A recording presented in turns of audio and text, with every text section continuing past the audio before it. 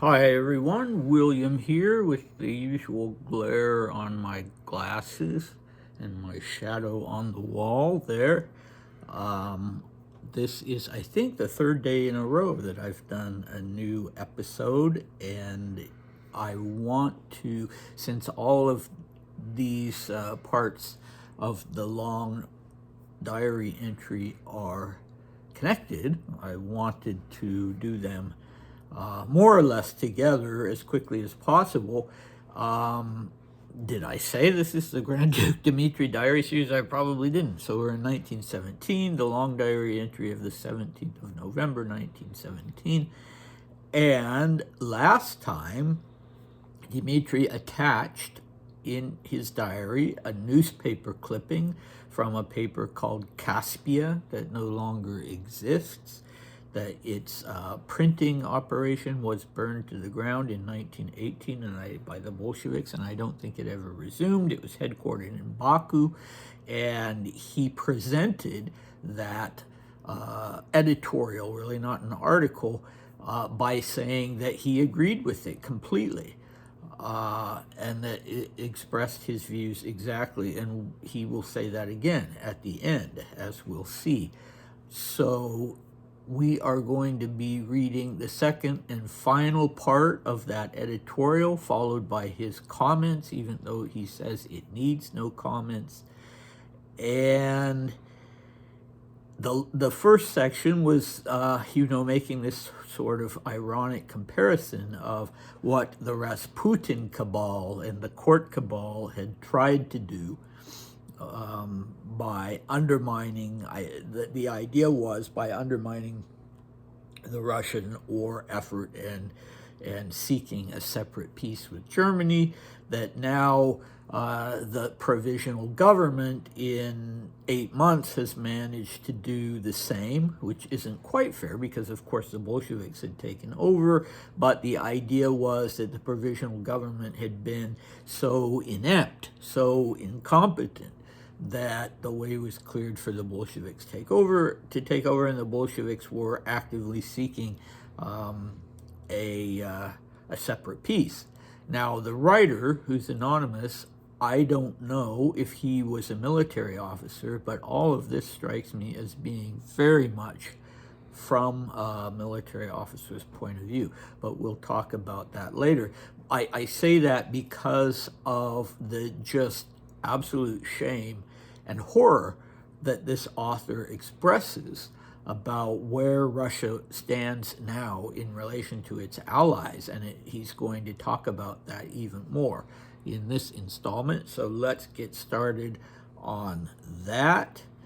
The last line of the part that we ended with yesterday, we have shamefully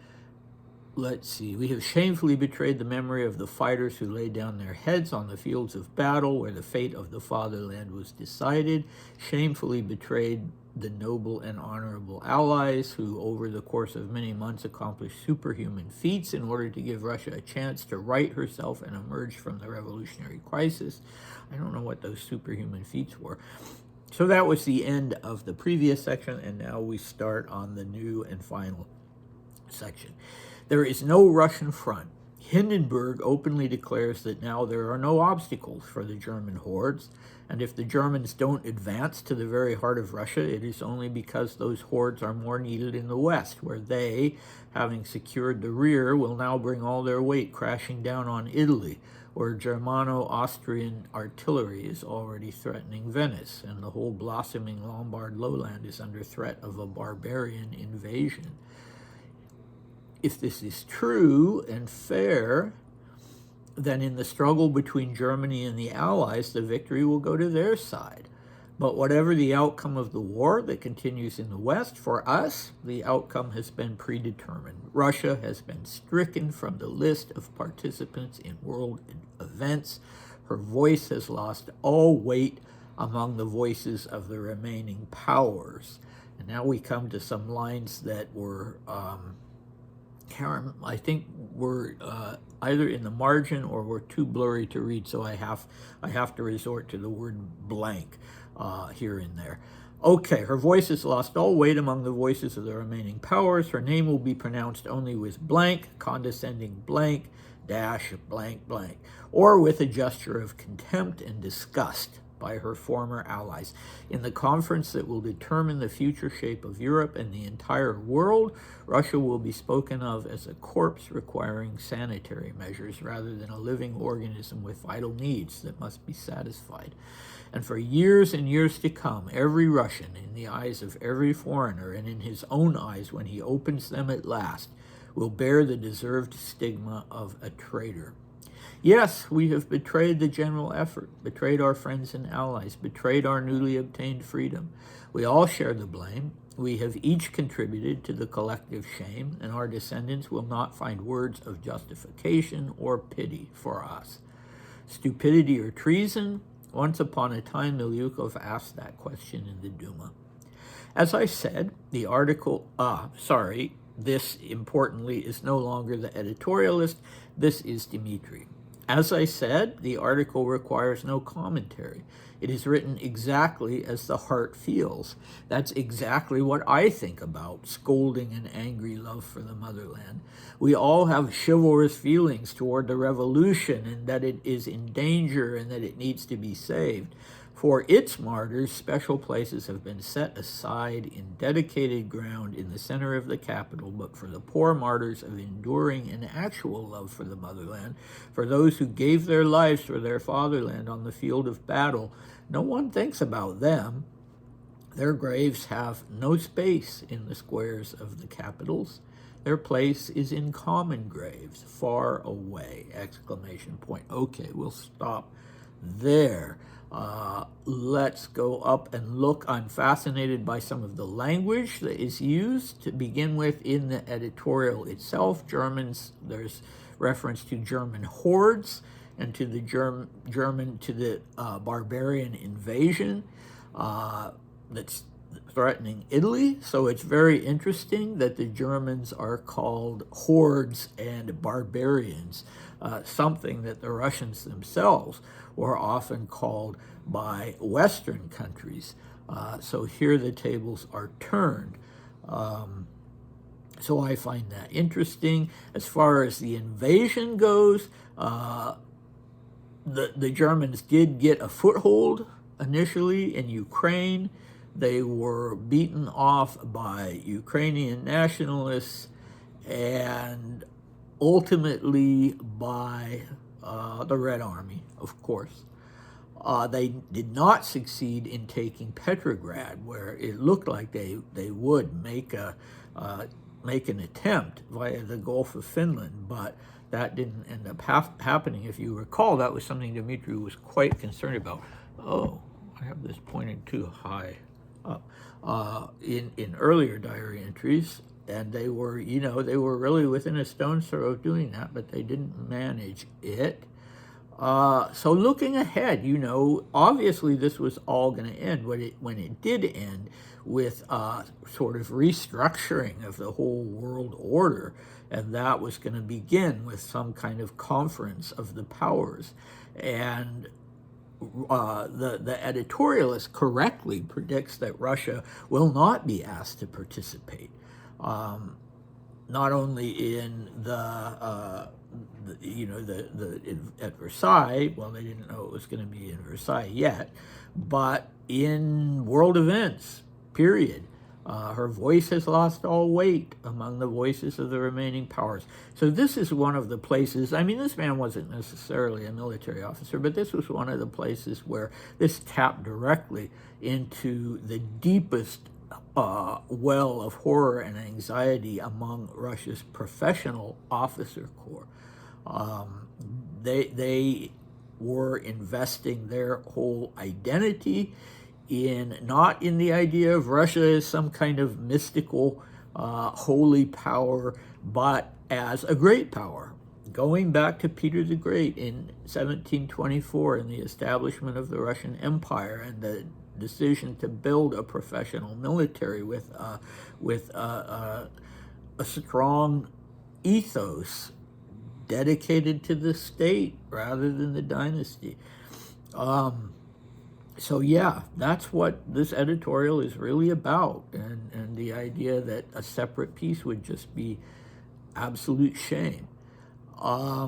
So a corpse treated with contempt and disgust, with the stigma of the traitor, not just as a stigma, but something that the author says is deserved.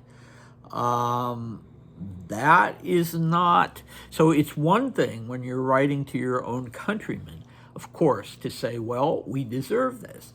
Another thing when you are emigres in foreign countries and people are pointing at you all the time and saying, well, you are traitors and you deserve it. And you think about all of your countrymen who died on the battlefield, and suddenly things seem different. And you feel more like, how dare you? How dare you not acknowledge the great sacrifices we made, and call us traitors when the revolution was practically an act of God, and we tried our best to, change the government in time. Anyway, that's interesting because that would be, yeah, I think the guilt was still there among emigres, like Dmitri himself, who was particularly sensitive to this. And, well, you'll see that in the later diary entries, just how horrified he was and how resentful he became. But I think there was still that inner core of guilt that, yes, we did betray the alliance. Make of that what you will. Okay, another interesting thing, interesting from the perspective that Dmitri says that it's what he thinks and feels exactly, is this idea that we all share. We all share in the blame. We have each contributed to the collective shame. Our descendants will not find words of justification or pity for us. That's very interesting. I would say it's typically Russia, at least going back to that time period, into the great Russian novelists, the Dostoevskys and that sort of thing, on this guilt shame paradigm. I don't know about now. I'm not an expert on modern Russia. It would be very, very interesting to look into that. Somebody could do a doctoral dissertation on that. All right, what next? So he references the stupidity or treason speech by Pavel Milyukov, which is why I decided to read the whole speech in an earlier episode, I guess you could say, installment in a video dedicated to that speech. Angry, Dmitri says this is how he feels. So now we're switching to Dmitri's comments. This is exactly what I think about scolding and angry love for the motherland. So it's a little unclear what he means by that. I'm going to interpret it to mean for him to be saying that we need this scolding and angry love for the motherland. We need to open our eyes to this, to what acts we have committed that are shameful in relation to the Allies. Okay. This idea of saving the revolution, we all have chivalrous feelings toward the revolution. Strange choice of words. Anyway, the idea that the revolution is in danger, the idea that it needs to be saved, he's not disputing that. So in this case, you don't want to look at revolution as being synonymous with the Bolshevik program, God forbid. You want to look at this idea of preserving the revolution as meaning we are not going to turn the clock back. We're not going to do that. We're going to have a forward-looking approach to things now. Okay, this idea of revolutionary martyrs versus the war dead. Yeah, I completely understand how he feels about that, and he's being sarcastic. The poor martyrs, or no, okay, sorry. The poor martyrs of enduring an actual love for the motherland are the soldiers. The ones that, the revolutionary martyrs, well, dedicated ground has been provided for them in the center of the capital. But the issue for Dmitri is the idea that they did not have true love for the motherland, that they were cynical, that they were doing what they were doing for personal gain. I'm sure that was the case in some instances, and in some instances not. There were certainly soldiers at the front who died who weren't doing it for, sacrificial love for the motherland. They were doing it because they had to, and if they tried to desert, they would be shot. But, point well taken anyway on his part. Okay. As I said, he and the editorialist both are very much expressing what was, if not exclusively, the point of view of the so-called progressive or professional officers. All right, what do we have next time? Well, we're done with the editorial, so next time we're going to have a challenge and an opportunity presented to Dmitri to resume his role as an active duty officer, and it's a very interesting one that's being offered to him.